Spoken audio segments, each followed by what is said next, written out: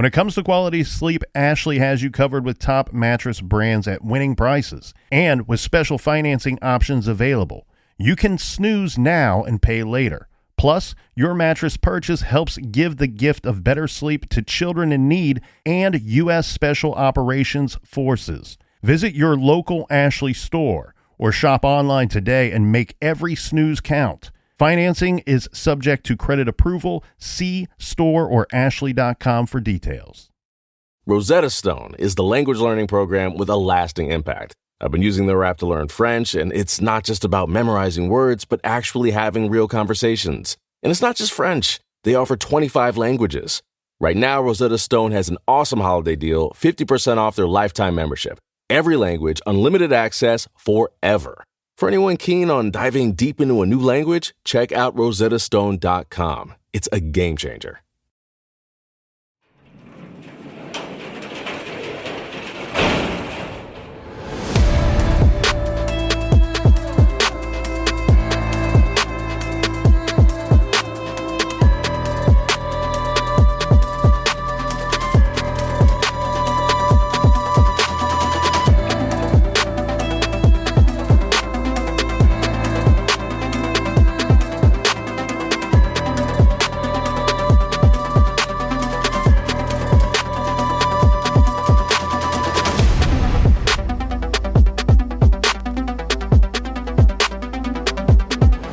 Welcome to True Crime Garage. Wherever you are, whatever you are doing, thanks for listening. I'm your host, Nick, and with me, as always, is a man who knows folks in Liverpool as well as in Bombay. Ladies and gents, the captain. Yes, cheers, mates. It's good to be seen and good to see you. Thanks for listening. Thanks for telling a friend.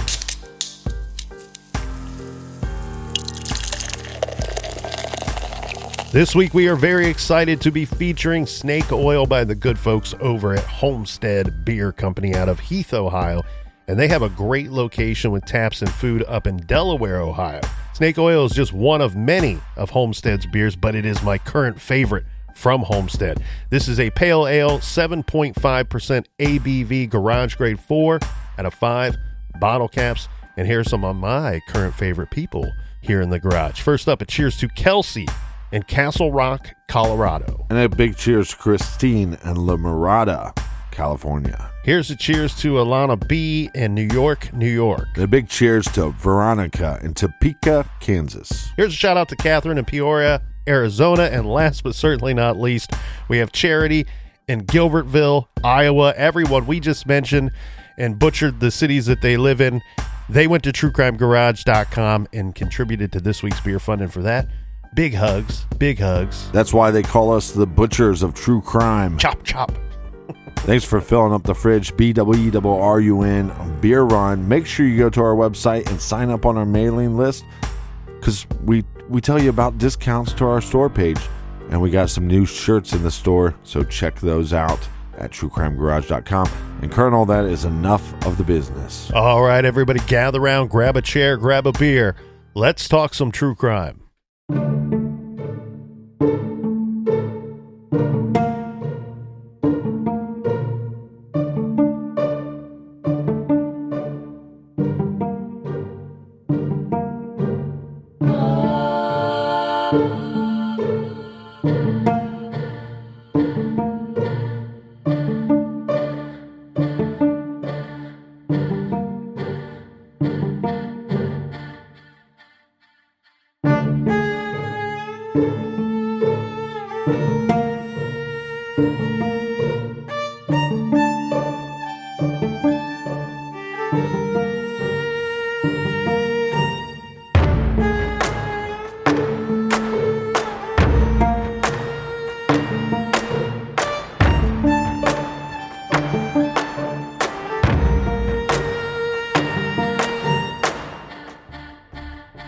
Boardman, Ohio.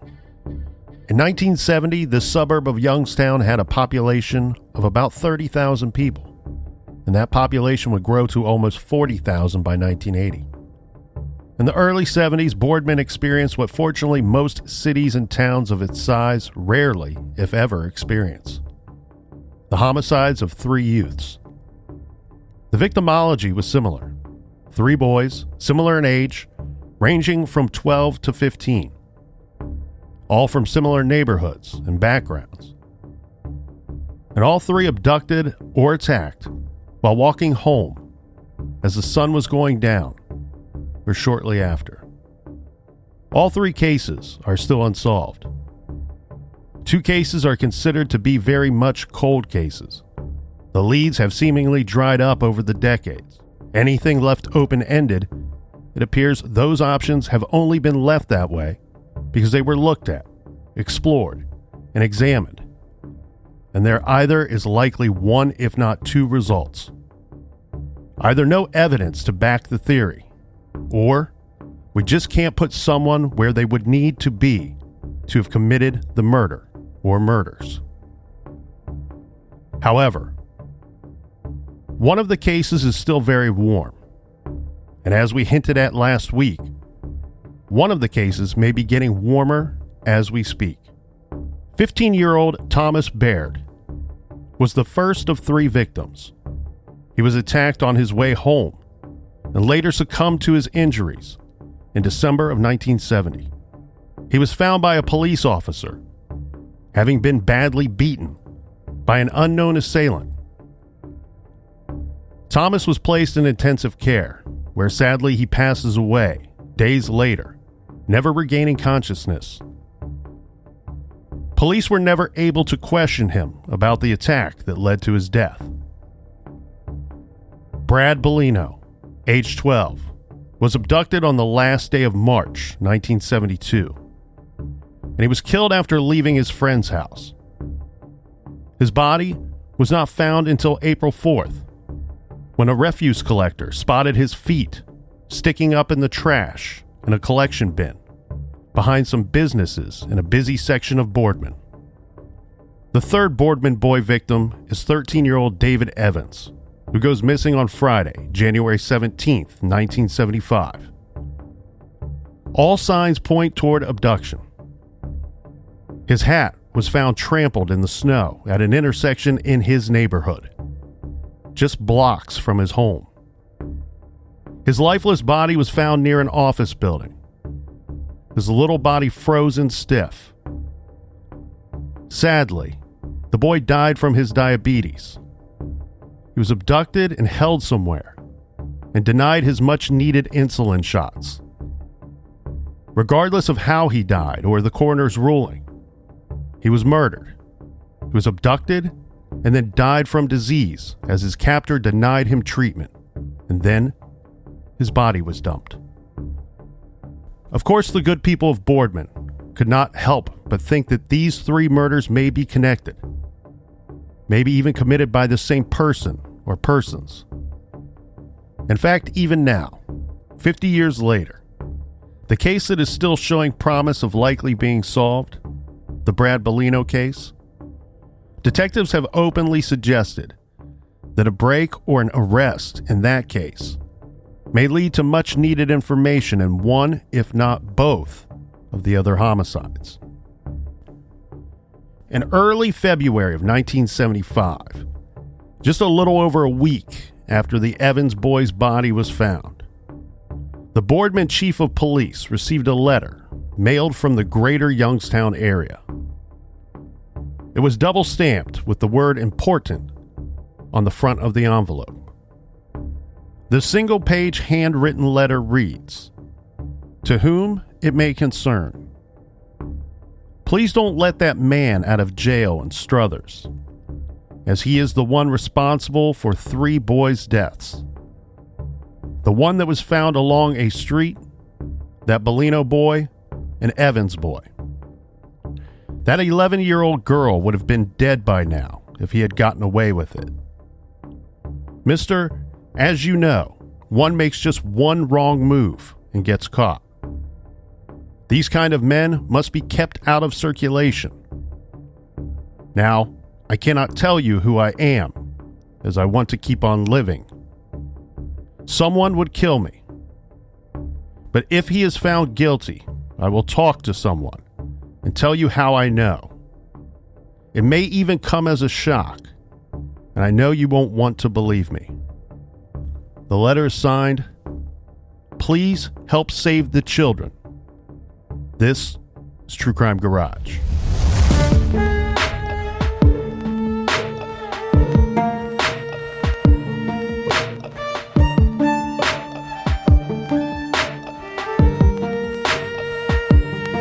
Well, it's been 50 years, Captain, since the murder of Brad Bellino, and we discussed in the trailer the other homicides that were going on in Boardman, Ohio around the same time. We have 3 homicides: Thomas Baird, Brad Bellino, and then David Evans. And I know there's some debate out there. Was the Evans case truly a homicide? I'm giving it the old colonel opinion here, and I know that the captain shares my opinion in this. You abduct a child and you deny him his much-needed medicine for his disease, and then later dump the body. Yeah, that's looking like a murder to me. So regardless of what the coroner's findings were or how the case would move forward based off of the coroner's findings, what we do have, and we discussed this last week, was the police saying, look, we have a situation with David Evans where everything points to an abduction. So we have to investigate that abduction. We have to investigate the dumping of his corpse. And so there's all kinds of charges that can go along with that. And they worked. I'll tell you what, Captain, I give big ups to the Boardman Police Department. They worked that David Evans case very, very hard. They put a lot of effort into that David Evans case, and they worked it for many years after his murder. And where we have seen some departments say, well, the coroner says this was natural cause death, looks like there's nothing for us to investigate here, or we have other cases that we have to move on to. Boardman still made David Evans' case a priority even after that coroner's report. Now, one thing that we do need to discuss here today, and one thing that we said we were going to get to last week, and then boom, quickly 2 episodes turn into 3 and then 4, because we have theories to discuss. We have suspects to discuss that we weren't able to get to. But the first thing we need to discuss, the possibility that all 3 of these cases are connected. There has been a lot of debate over that over the years and over the decades in Boardman, Ohio. We sit here and we're able to retroactively look back on these cases. And of course, we know a lot more today in some of these cases than we knew back in 1975. And so we're able to apply some of that information that had leaked out or made its way to the newspapers over the years, and then apply that to what we knew back then.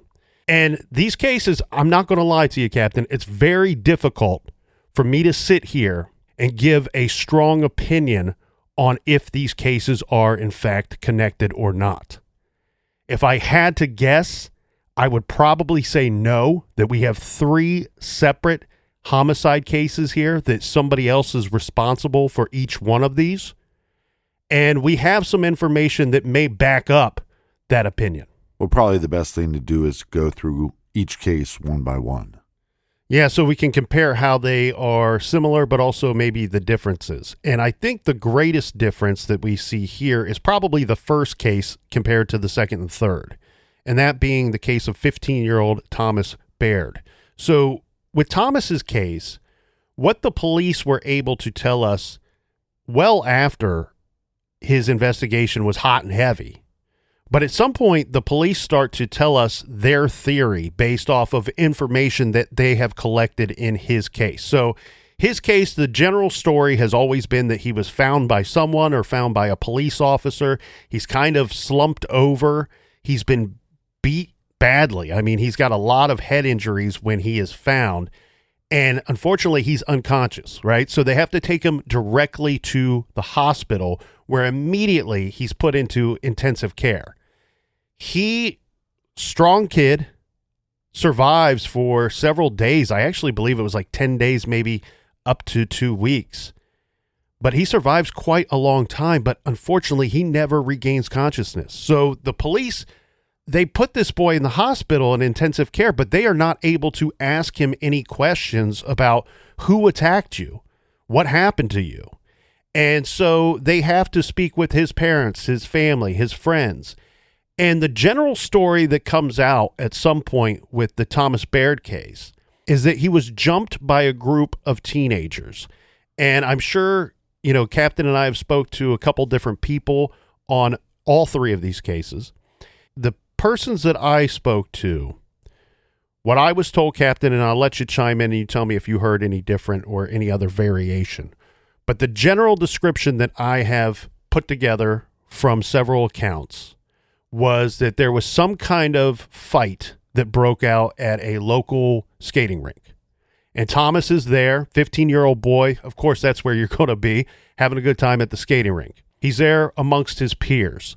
And from my understanding, there's some kind of fight or argument that breaks out at the skating rink or just outside of the skating rink, to which management or whomever shoo the kids away, send them off. Hey, get out of here. We don't want any trouble. We're not going to have any trouble. You guys in here causing all kinds of mischief and whatnot. Get out of here. And somewhere along the line, when he is walking home, it has always been believed that whoever he had a beef with or whoever didn't like him for whatever reason, maybe that person and or a group of people caught up to Thomas at some point where another fight breaks out.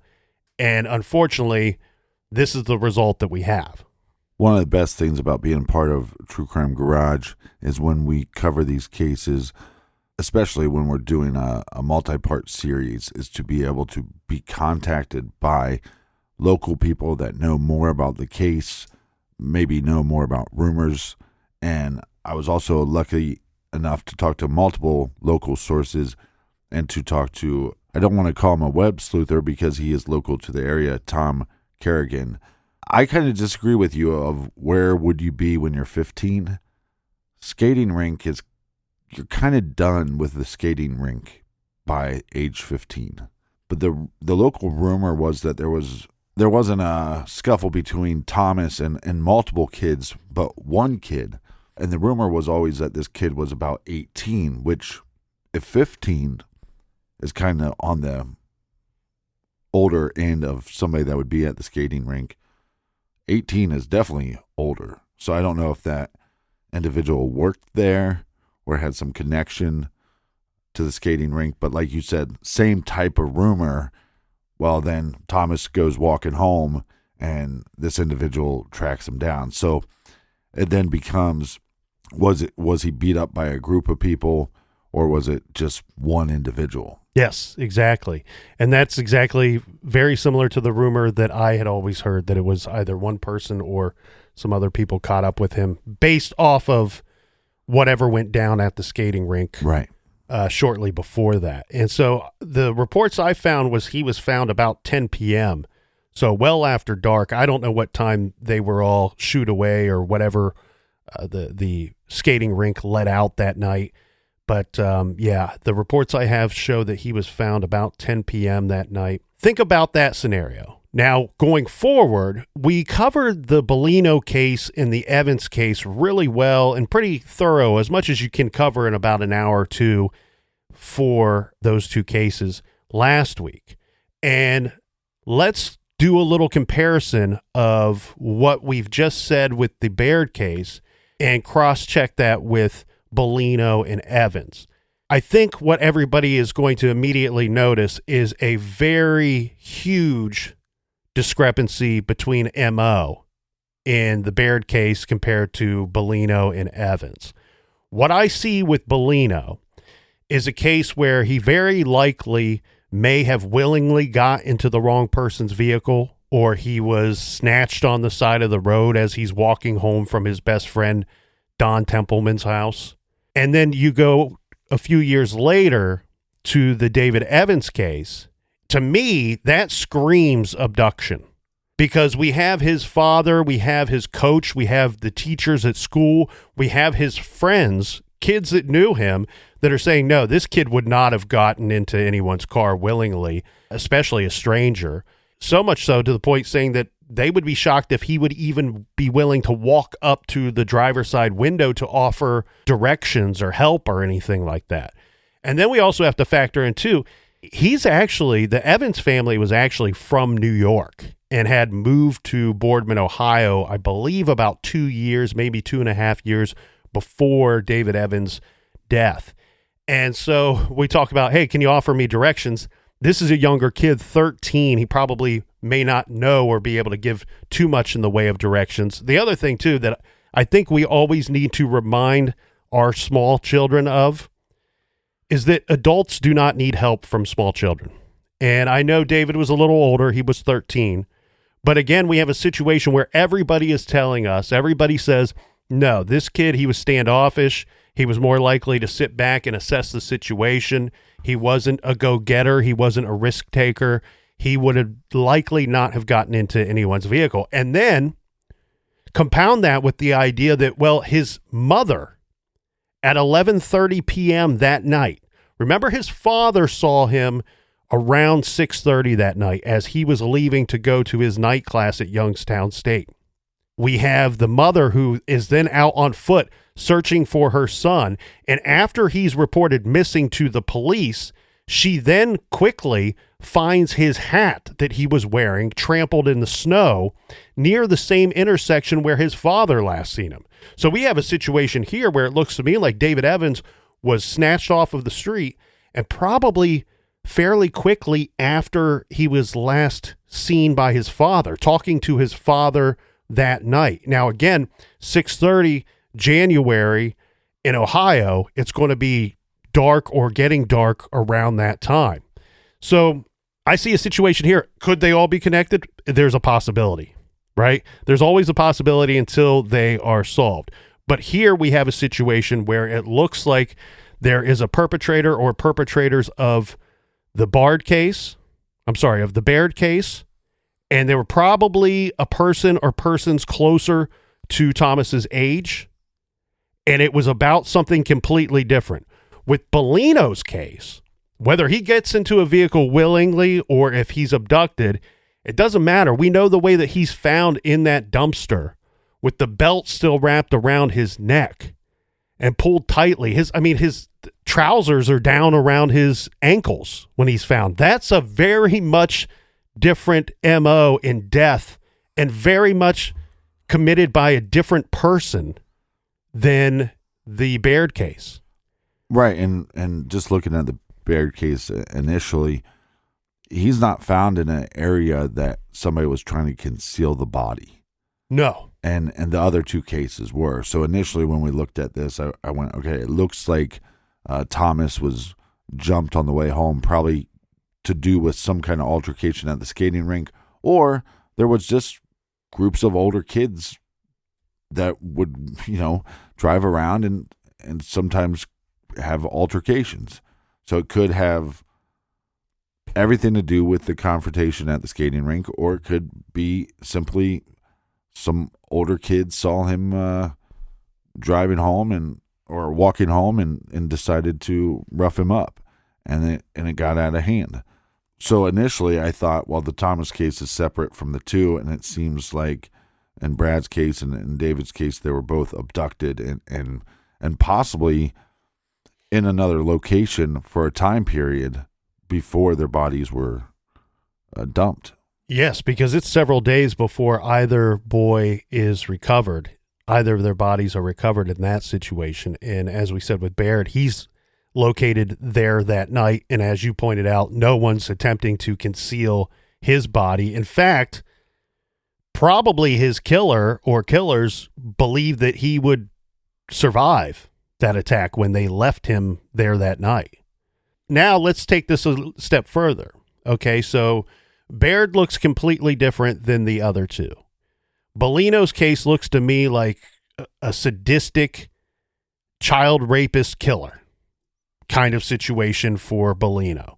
David Evans is really complicated because while I firmly believe that he was abducted, and it sounds like a lot of the guys working law enforcement, a lot of the men and women working in law enforcement and Boardman at the time firmly believe that as well. His case is very difficult because he's not sexually assaulted like Bellino was. He dies from his diabetes from not getting his insulin shot. And it's really difficult to sit here and say what would have happened had he not had the diabetes, right? Because we can't sit here and go, well, it would have been exactly like Brad Bellino's case. He would have been choked and killed and then dumped somewhere. We can't say that. We don't know that. There's a chance that his abductor, for whatever reason, abducted him and planned on releasing him at some point. Never planned or never wanted to kill the kid. And so there, it gets very difficult to say if the Bellino and the Evans case is connected, or in fact, how similar they just may be. Yeah, my issue with the Bellino case is, he's found in this dumpster. He definitely was strangled. But there's no other bruising really on his body, which is normally, if somebody's, beaten and tortured and then choked to death, you're going to see a lot of bruising. Right. And I don't think that he was tortured there. I mean, well, let's not get into the debate of what torture is. I mean, obviously and this is hard to say, his last minutes on this planet were not good ones at all. But with David Evans, we see he has injuries to suggest that there may have been some kind of scuffle that he was in. And I think that maybe that took place trying to get him into a vehicle. We have some other injuries to David Evans, but we know that some of those occurred after his actual death. And I believe that the broken wrist and the hole that was found in his back, those were made by happenstance, by somebody trying to move and conceal his body after he already had passed. Yeah, and so like you're saying with Evans's case, look, you have bruising because you abducted the kid. There's bruising because there was some kind of fight. There was bruising because there was some kind of abuse. And then he dies. So it doesn't matter that he died because he needed his insulin. You're the reason he's dead. You are now a murderer. Correct. To me, denying somebody their life-saving medicine is the same as denying them air, right? Especially when we're talking about children here. So my opinion is, Captain, that these three are probably not connected. If we do have any connection, it's probably between the Bellino case and the David Evans case. Now, going back to the opinion of the letter writer that we referenced in this week's trailer, the person that says, "To whom it may concern, please don't let that man out of jail in Struthers, as he is the one responsible for 3 boys' deaths. The one that was found along a street." That could describe Thomas Baird. The one that was found along a street. Right. Could describe Thomas Baird. The unfortunate thing for us reviewing this letter is we're not certain that that's who the writer was actually talking about or referencing.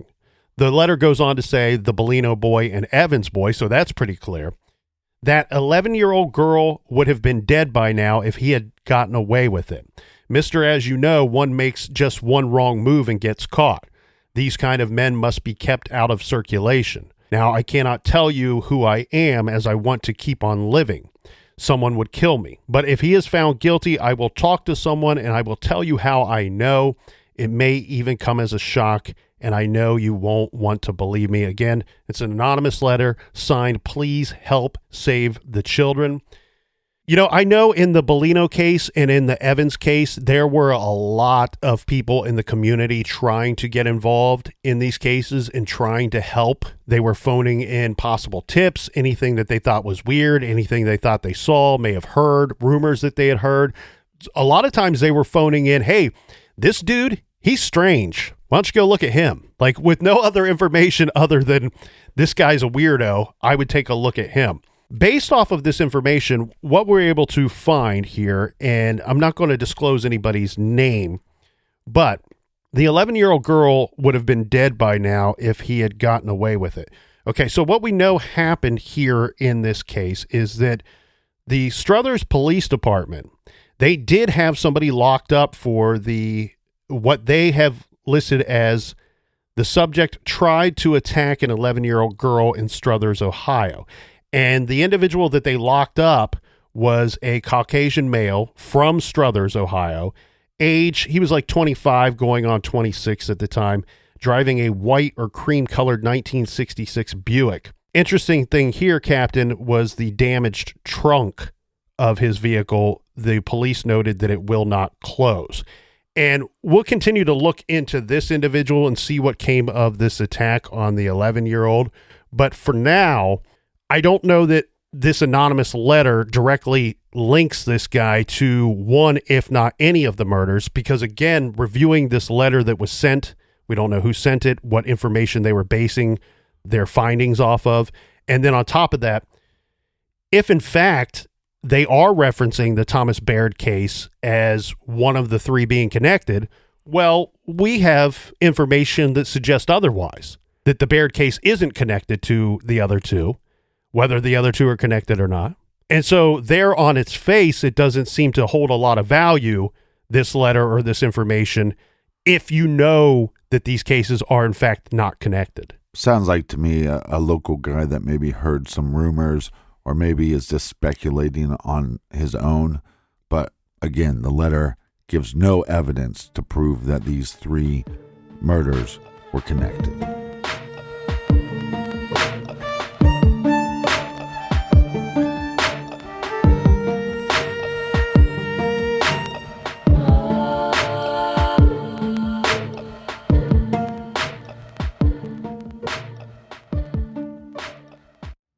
This show is sponsored by BetterHelp. Do you look forward to the holidays? Maybe you struggle with seasonal blues.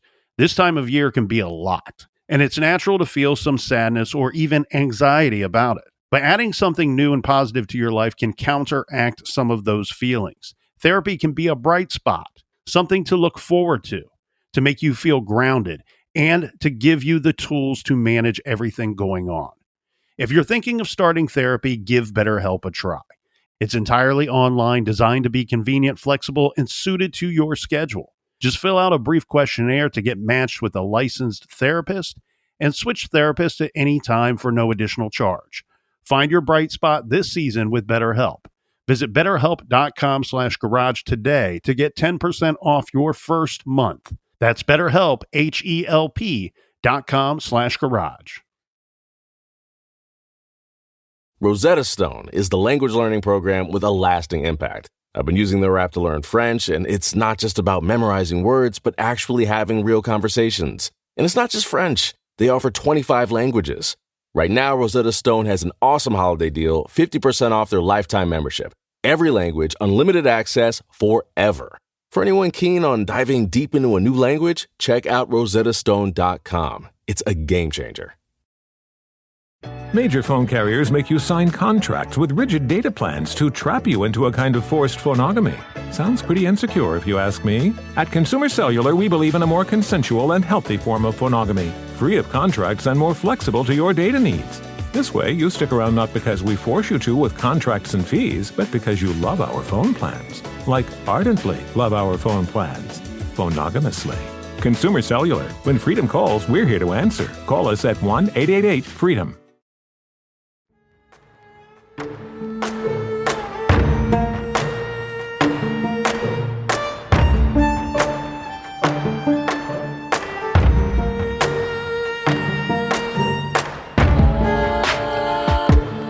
All right, we are back.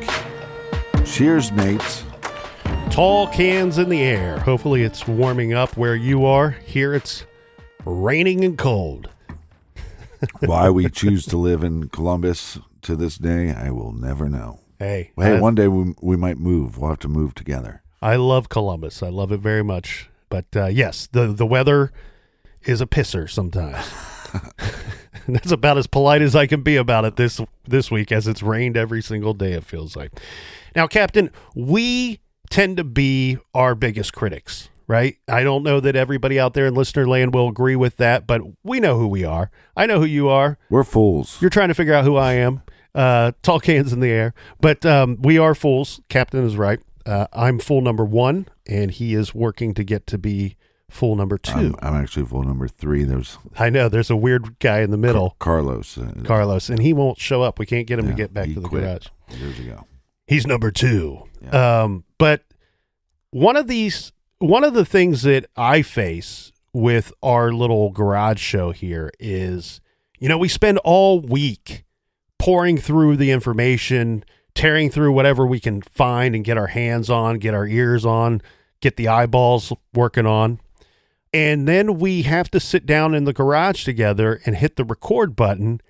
And then once we hit stop, well, it's usually a drive home. And on the drive home, it's going, hey, that was really good. I'm excited about this case. I was excited about it when we went into it. I loved the research process. I loved delivering it to the listeners, packaging it up and sending it out to the world. Then there's other times where you go, I'm disappointed in myself. I thought I would have been better. I thought that I went into this today, into the recording, thinking that it would be better. And in all reality, my thoughts and opinions on how we did, they don't mean squat. It only matters what the listeners think.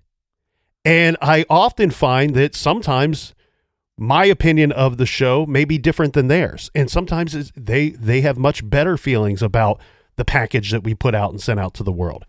And then there's other times I think, man, we nailed it. That was a really good true crime podcast. And then I'm quickly deflated when told otherwise. But last week when we did the Boardman case, we didn't know going into it that it would expand to additional episodes. No, we got so wrapped up in discussing some of the contradictions and some of the information.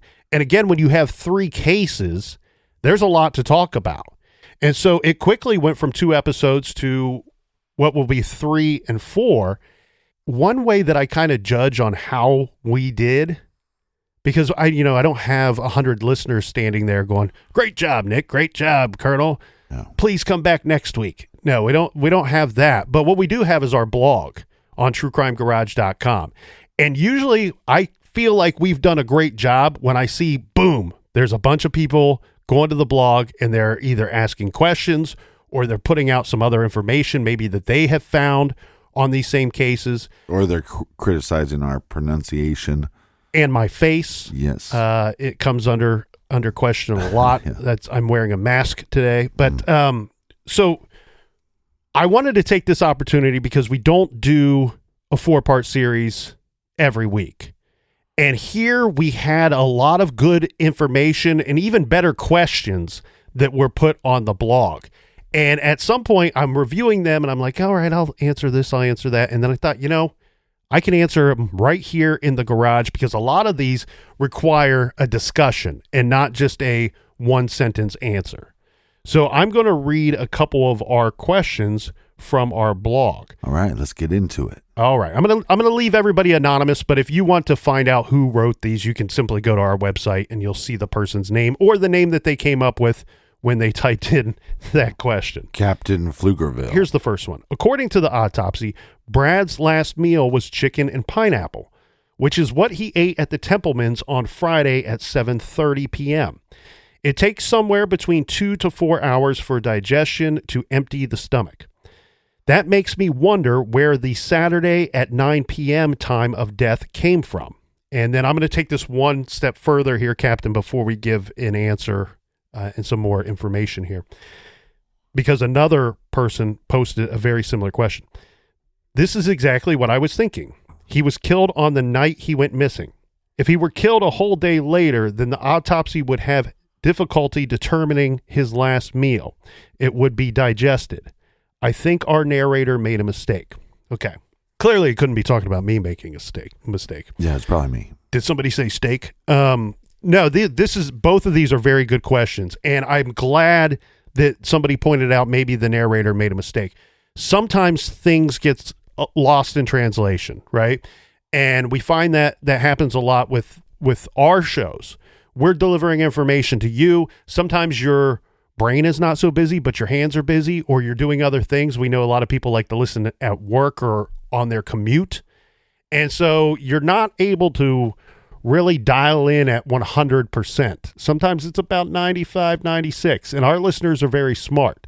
So let's address this meal against the idea that he was killed the next day. So where this information comes from is actually 2 different sources. First, we have the autopsy report. Now, unfortunately, the information I have, the coroner's post-mortem report, is only 4 pages long. Now, depending on jurisdiction, depending on what county you are in, I don't know whether to say that that's a short report or a long report because, Captain, we've been doing this a long time. Depending on what county, if we can get an autopsy report, it's all over the shop. Sometimes you're getting a report. I've seen them as short as 2 pages. I've seen them as long as 29 or 30 pages. And it doesn't always make any rhyme or reason why some are doing much longer reports than others. There's not always, it's not like in one case we only have 2 pages of information to report and in others we have 29. No, it's similar. It's just how they conduct their paperwork. So this one's only 4 pages long. Now, there's always been a little bit of a question of a toxicology report in the Bellino case. And Captain, you brought up the idea of, well, Bellino, while it appears to be like a sadistic murder where he was choked with this belt and we know he was sexually assaulted, he doesn't really have any other bruising or much in the way of defensive wounds on his person. I bring up the toxicology report because there has been some question, maybe he was sedated somehow. Maybe he took something or ingested something that somebody gave him and he wasn't in a state of fighting back. Also, without going into any detail at all, because I'm not going to dance in the sickness too long, based off of how he's found, you can also make some assumptions he was not in a position to be defending himself greatly at the time, unfortunately. Now, the information I have is that the time of death was approximately 9 p.m. Saturday, April 1st, 1972. So this would be a full 24 hours after he was last seen by Don Templeman when he left Don's house on foot.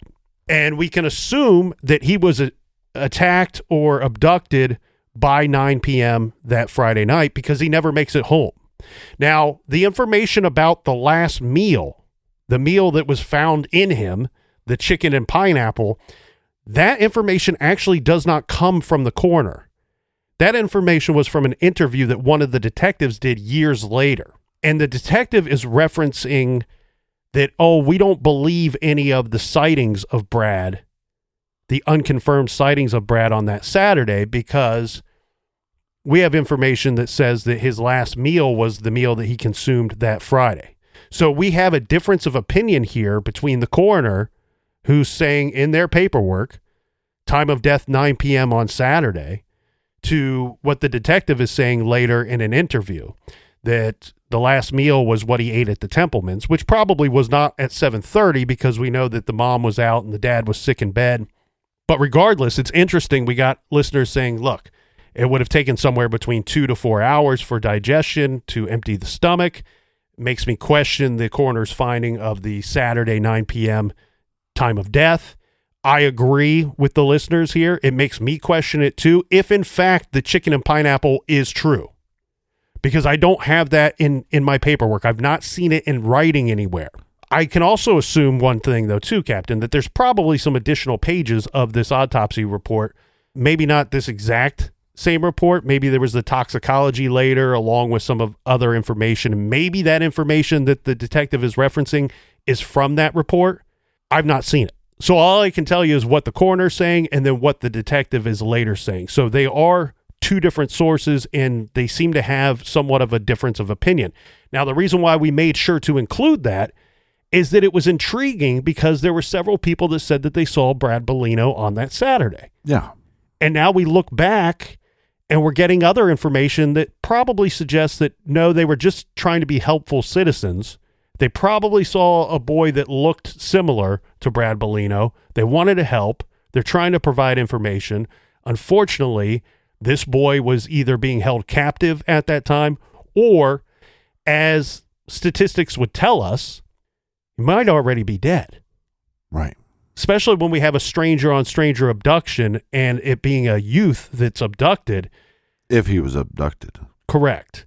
That we have a situation where he was, oftentimes the statistics will say that they're only alive for a short period of time after the abduction takes place.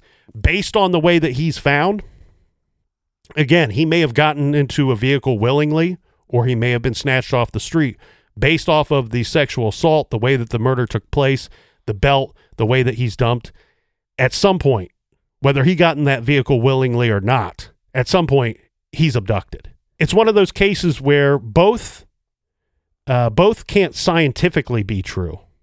But you also wonder what are the added factors and the added hurdles that come with finding the body not until April 4th, when we know that he was last seen on May 31st. I think any time that the body is found a significant amount of time afterwards, it makes the coroner's job more difficult. I also think that we should implement a system that I've been trying to get passed through the House and the Senate. I created a machine to test how foamy you're feeling. And so is this coroner just making a mistake? Because again, the coroner's human. He could just be making a mistake. Maybe he meant Friday at 9 p.m. This one is very human. I think he actually got into some trouble years later. I think it was some minor trouble, but I don't think he was fully on the up and up 100% of the time. When I questioned this report because of the 9 p.m. because the 9 p.m. death makes sense on when he left, when Bradley left, and when he would possibly, if he was abducted. I don't even know if he's abducted. We have no eyewitnesses that say he was abducted from some white van, #ban the van, or that he got into some car. The sources that I was talking to in the last week, and that's another thing that I love about doing a four-parter or a multi-parter, is the time period in between the shows that we don't have just 7 days to come up with as much information and talk to as many people as we can. We have double that length. A lot of people said in that area, in that neighborhood, there was a clubhouse / treehouse / fort, whatever you want to call it, that was known to where kids would go, experiment with things sexually, possibly smoke some weed, smoke some cigarettes, maybe drink some booze. And there's a lot of locals that believe, based on his injuries, and even some, ex-law enforcement that have said when you consider all the evidence and consider that the location on which he would be walking home would put him in the vicinity of this treehouse, is it possible that he stopped by there to see what was going on? We've seen this in other cases where older teens or older men will pay for sexual favors. And so there's a lot of people locally and like I said, ex-law enforcement that lean towards the idea that this was a sexual act that became an accidental death. Now, my problem with the way they worded it to me and the way I heard it was that that was consensual. And like we said, Bellino's 12 years old. You can't consent to this. This was a rape and this was a murder, but I think, like I said, it possibly was accidental murder. It's an interesting angle. Again, it's always been reported that it was a sexual assault, which is obviously very different than that. And again, a lot of these are, it's, speculation, it's conjecture, it's things that we will not know until the person responsible is found, right? Well, my other problem with the coroner report is we have this strangulation with this belt, and then they're claiming that there's no other bruising on the body. We just have to take their word for that. To me, those rumors and the fact that there is no bruising on his body other than this strangulation points to that rumor makes sense to me. But again, I don't know how accurate that this coroner report is. And again, I'm going to give him the benefit of doubt. And because of the time period that elapsed, maybe his information is just a little wrong and his science is a little bit wrong. Again, early 70s. Well, and the other fact, too, is we have 4 pages of a report. They're very well, they're not numbered, this is 4 of 7 or this is 4 of 4. We have 4 pages of a report. There may be additional information that we just are not privy to. All right, here's another question here, Captain. Great episode again, guys. We'd love to hear that. I was wondering the same thing as the person above about Brad's time of death. Also, What was the deal with Brad's brother phoning the Templemans after 10 p.m. on Friday? This was after Dawn was in bed, and then the Templemans driving Brad's route to try to find him. Did both households just give up and go to bed after that? I'm sorry if I missed something. Please do not apologize. Merci for listening, as we like to say. But no, so this is actually part of the conflict, right?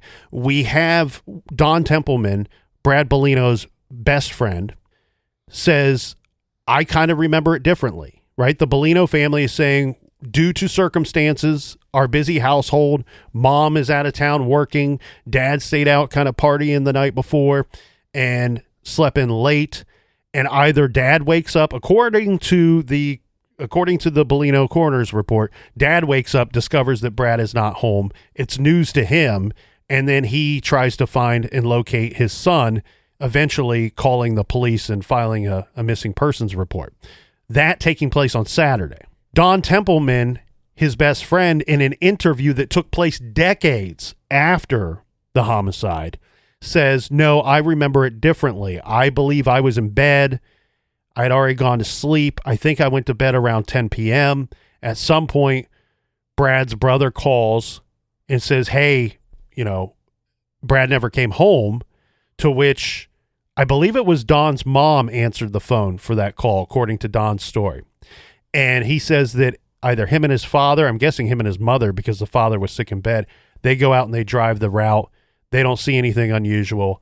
They come back. This is one of those difficult things that it's tough to say. I want to believe Don. I believe that Don believes what he is telling us. I don't believe that he's giving us a lie or anything like that. I think that he lost a part of himself when he lost his best friend all those years ago.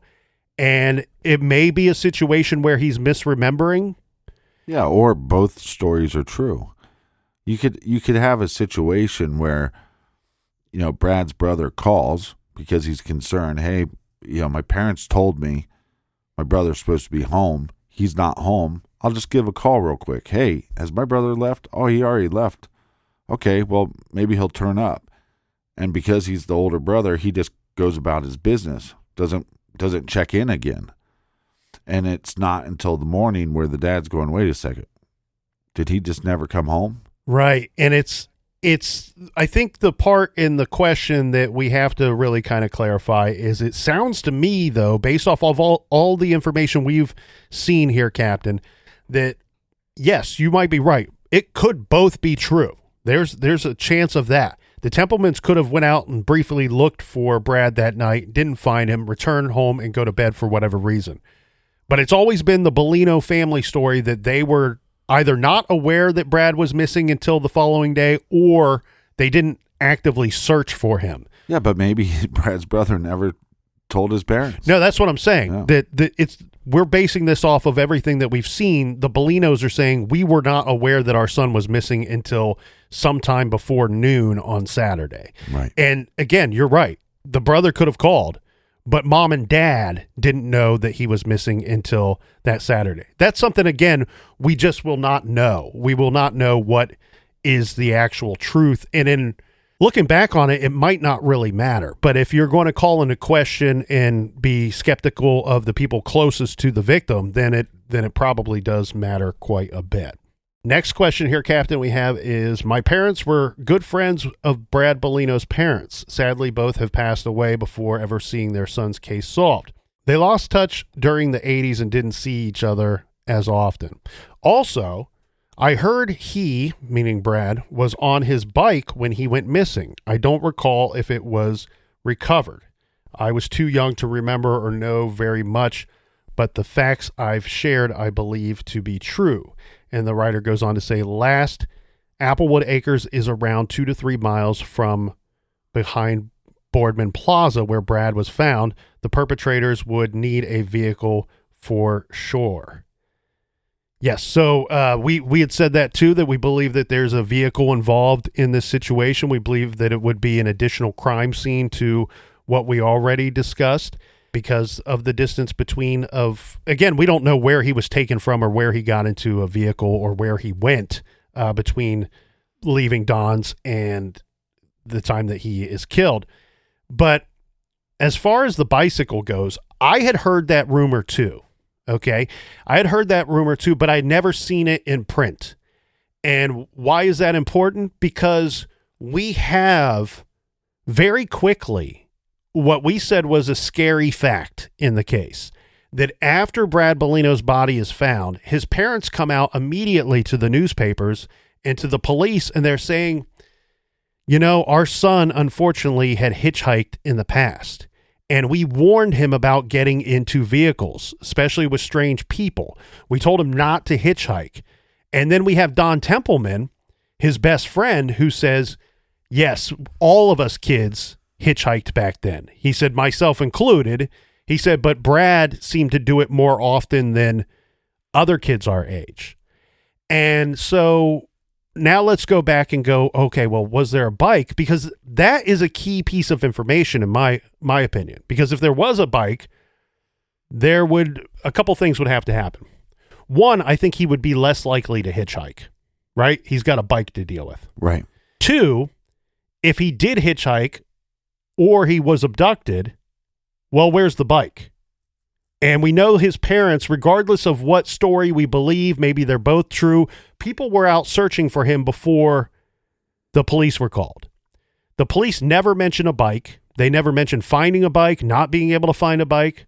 His parents never mention a bike. And furthermore, they also tell the paper not just was he known to hitchhike, but when he arrived at Don Templeman's house, and this is based off of the Templeman's information and Brad Bellino's family's information, they say that he arrived at the Templeman house around 12:30 that Friday to hang out with his buddy.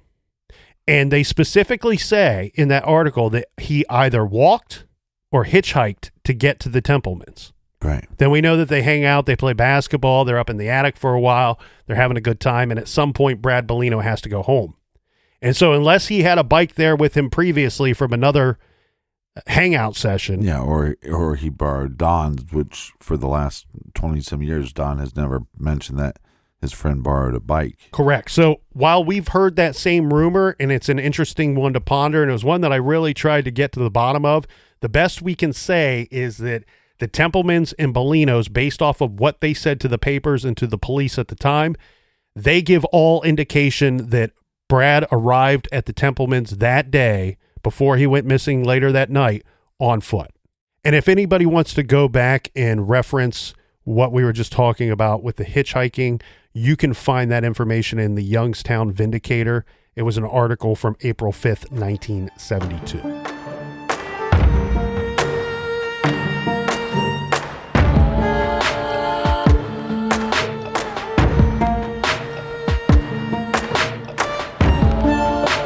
Thank you so much for joining us here in the garage. Make sure you join us back here for part 4. Until then, be good, be kind, and don't litter.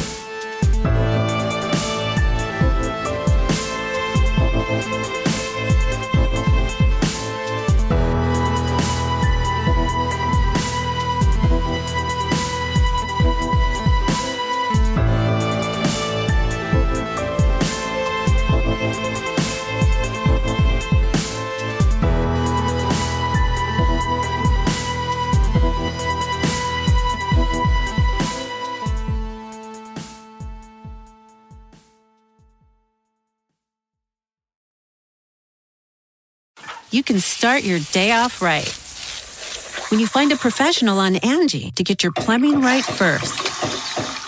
Connect with skilled professionals to get all your home projects done well. Visit Angie.com. You can do this when you Angie that.